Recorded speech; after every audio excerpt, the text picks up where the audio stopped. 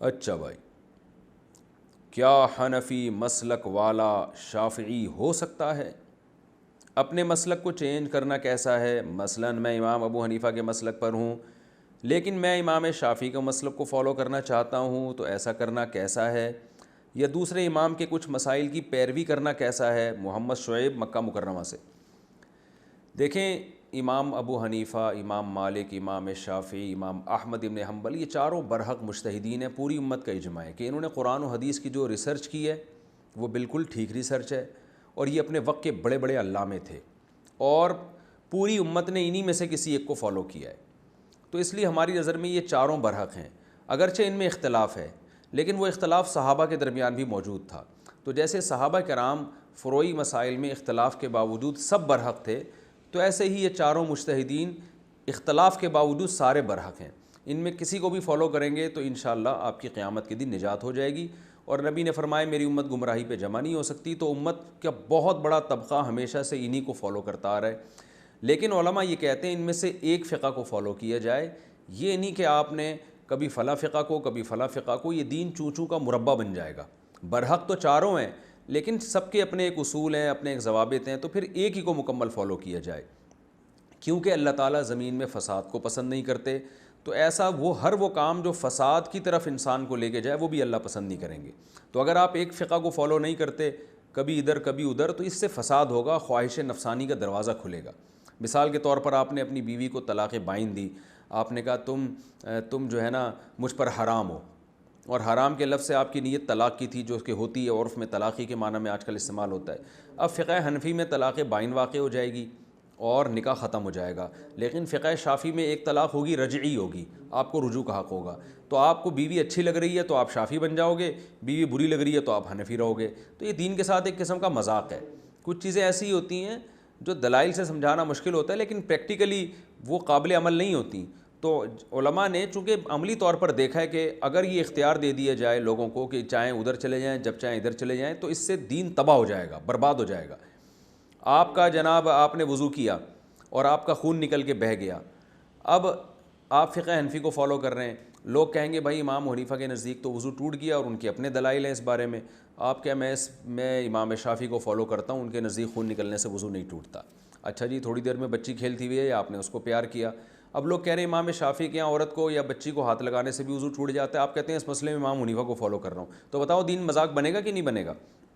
اس لیے یہ بات تو بالکل ہی غلط ہے کہ کبھی اس مسلک کو کبھی اس مسلک کو۔ ہاں، اس دور کے بڑے علماء اگر کسی خود بیٹھ کر غور و فکر کر کے اس زمانے کی ضرورت کو دیکھتے ہوئے کسی دوسرے مسلک پہ فتویٰ دے دیں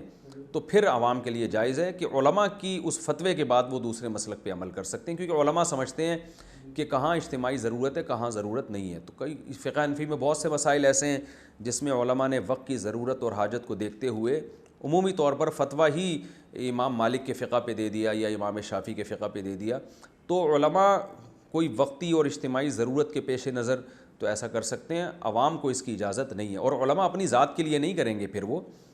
بلکہ وہ ایک امت مسلمہ کے اجتماعی مفاد کو سامنے رکھتے ہوئے، جیسے حج کے مسائل میں بعض مسائل میں فقہ حنفی پہ چلنا بہت مشکل ہو گیا ہے تو اس میں فقہ شافعی پہ فتویٰ دیا جاتا ہے۔ اسی طرح عرب علماء میں سعودی عرب میں باقاعدہ فقہ حنبلی نافذ ہے، وہاں کے علماء حنبلی کتابیں فقہ حنبلی کی کتابیں پڑھتے ہیں، وہاں کے قاضی بھی فقہ حنبلی کو فالو کرتے ہیں، لیکن بعض مسائل میں وہ فقہ حنفی پہ فتویٰ دیتے ہیں۔ اب فقہ حنبلی میں جو ہے اور فقہ شافعی میں عورت کو ہاتھ لگنے سے یا عورت کا باڈی مس ہونے سے وضو ٹوٹ جاتا ہے، لیکن طواف میں اس پر عمل ہونا بڑا مشکل ہے، تو وہاں کے علماء بھی اس بارے میں فقہ حنفی پہ فتویٰ دیتے ہیں ضرورت کی بیس پر، اور بھی کچھ مسائل ہیں۔ تو اسی طرح علماء کو تو یہ رائٹ ہے کہ وہ جب زمانے کی ضرورت دیکھتے ہیں تو وہ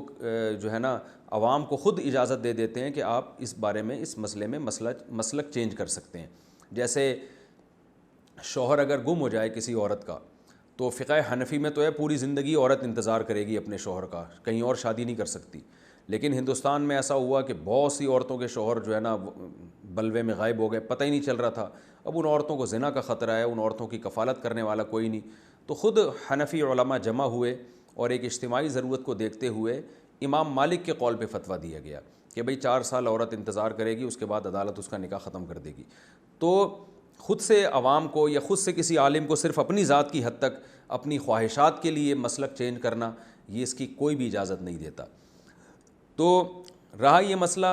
کہ پورا مسلک چینج کرنے کی اجازت ہے، یہ تو ہے کہ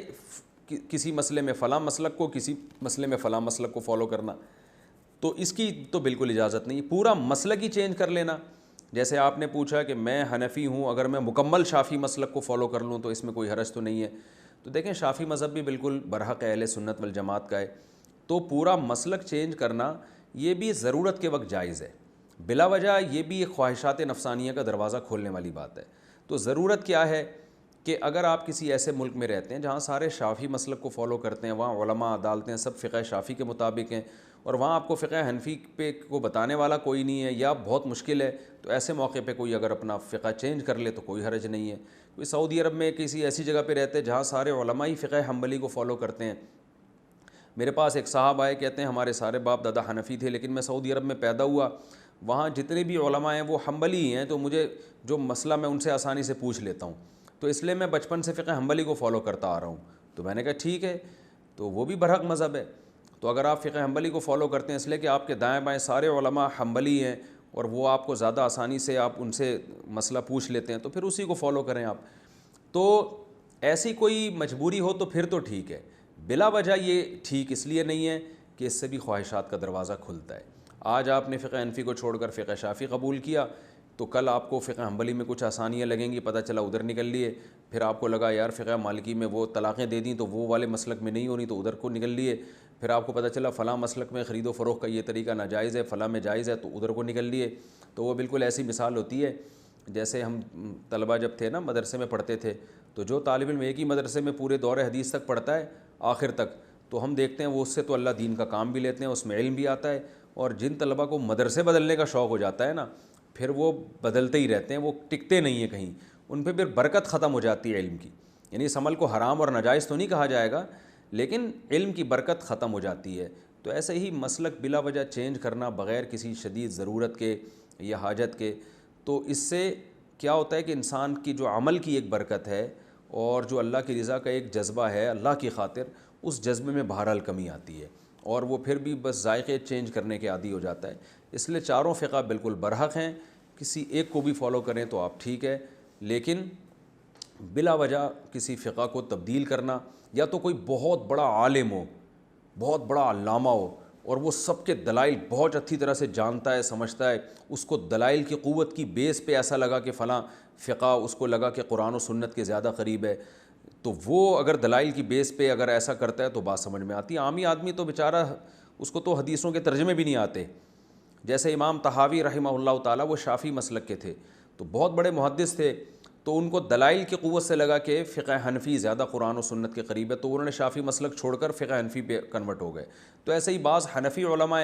جو بڑے بڑے علامے گزرے، ان کو لگا کہ فقہ شافعی زیادہ قرآن و سنت کے قریب ہے، علم کی بیس پر، دلائل کی قوت کی بیس پہ، تو وہ مکمل شافعی فقہ کو فالو کرنا شروع کر دیا انہوں نے۔ تو ایسے ادھر سے کچھ شافعی حنفی بنے، کچھ حنفی شافعی بنے، تو کسی پر بھی کسی نے کوئی ملامت نہیں کی، اس لیے کہ وہ بڑے بڑے علامے تھے، ان کا رائٹ تھا۔ لیکن عامی آدمی کے پاس علم ہوتا نہیں ہے، وہ تو یوٹیوب کے کلپ دیکھ دیکھ کے متاثر ہو رہا ہوتا ہے، نہ حدیثوں کے ترجمے آتے ہیں۔ ایک حدیث اس کے سامنے ہوگی تو دوسری جو دوسرے مجتہد کی دلیل ہے وہ اس کے سامنے ہی نہیں ہوتی، وہ سمجھتا ہوتا ہے کہ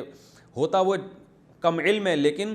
اس کو یہ بھی نہیں پتہ ہوتا کہ میرے پاس علم نہیں ہے۔ تو ایسے عامی آدمی کو اجازت نہیں دی جا سکتی۔ ہاں شدید مجبوری میں اجازت دی جائے گی، وہ مجبوری میں نے آپ کو بتا دی کہ ایسی جگہ رہتا ہے جہاں ایک ہی فقہ کو سب فالو کر رہے ہیں، تو بلا وجہ کباب میں ہڈی یا 1.5 اینٹ کی الگ سے مسجد بنانا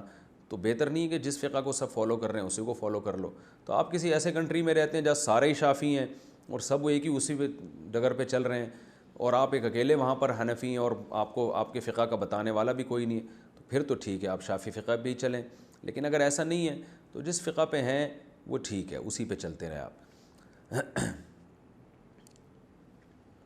تو جس پہ چلیں ٹھیک ہے، لیکن دوسرے کے لیے اپنا ظرف بڑا رکھیں، دوسرے کو بھی ٹھیک سمجھیں۔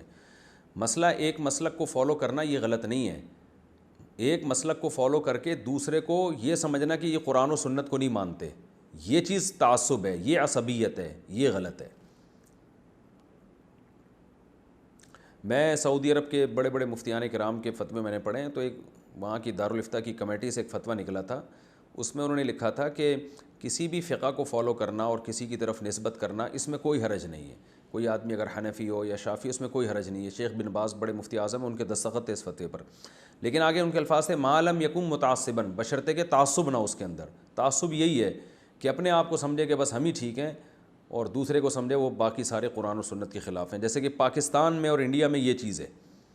کہ اپنے آپ کو سمجھتے ہیں کہ ہم چما دیگرے نیز، کہ بس ہم ہی صحیح ہیں باقی سارے ہمارے علاوہ وہ سب قرآن و سنت کے منکر ہیں. یہ چیز غلط ہے.